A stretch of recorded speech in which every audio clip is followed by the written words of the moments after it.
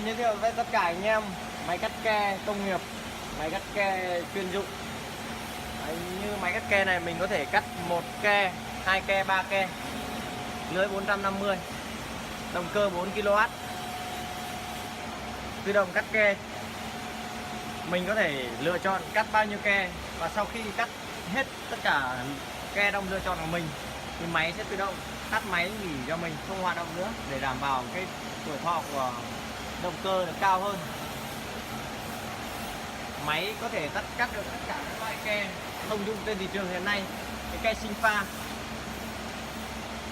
cửa đi cửa sổ đều được. Đây là đồng hồ đếm ke, cắt ke, cài đặt, khởi động motor, khởi động.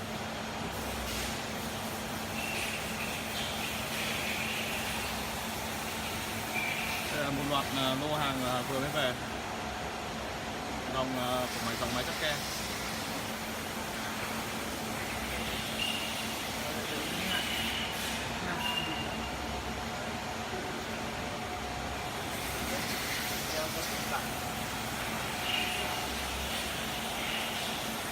Đây là mặt bên hông của máy, gồm cục điện, tủ động cơ, dầu làm mát, piston đẩy lưỡi, piston hơi.